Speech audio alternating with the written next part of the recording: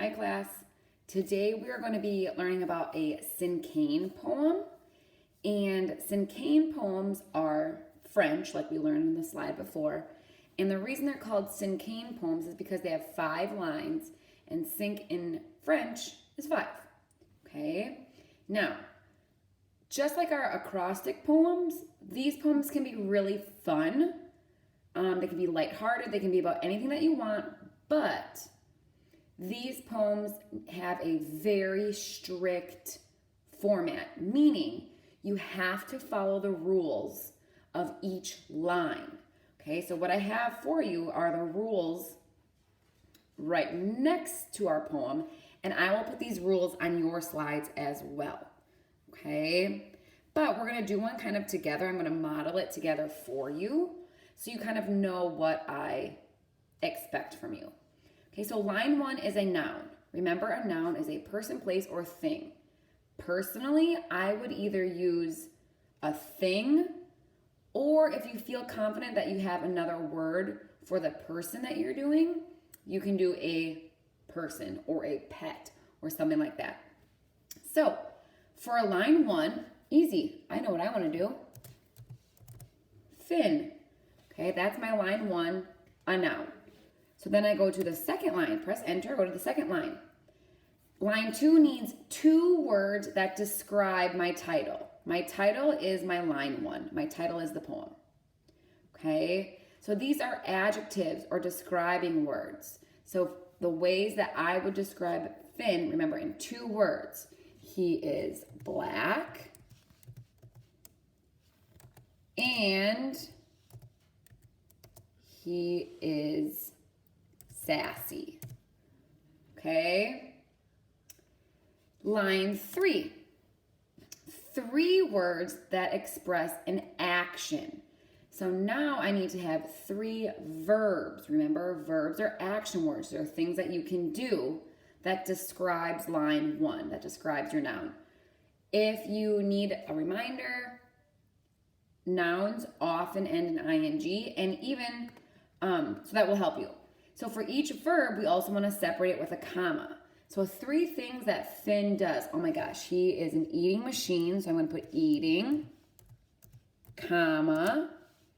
He is, when he gets excited, he likes to zoom. So I'm going to put zooming. And lastly, at the end of the night, my favorite thing is we like to cuddle. So he's cuddling. Okay, so here are my 3 verbs: eating, zooming, cuddling. Notice they all end in ing and they are separated by a comma. Then line 4. Line 4 are 4 words to express a feeling that you have about line 1. This can be a phrase or just a few separate words. Okay, so I'm thinking about a phrase that I feel about Finn. I'm going to put my new best friend.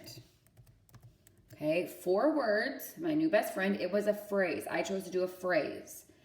But that phrase in line 4 expresses how I feel about line 1.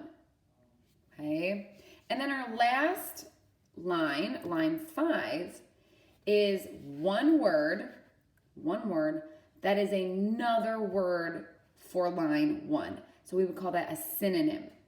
Okay, remember we did those synonyms when we found, when we had our dead words? So another word that means the same thing as line 1. So another word for Finn is a pet. Okay, so that is my Cinquain poem. Don't forget that you need a title. Sometimes when I am running a poem, I like to write the title first. I like to write my poem first and then my title. So that's what I'm going to do now. I wrote my poem and now I need a title. Okay, so I'm thinking that, where is my, here we go. I'm going to put it in the center. So I'm going to call it An Alabama Stray, because that is what Finn was He was a stray dog from Alabama. Okay? So, again, Cinquain poems can be really fun. They don't have to be serious poems, but they have to follow these strict rules of each line. Okay?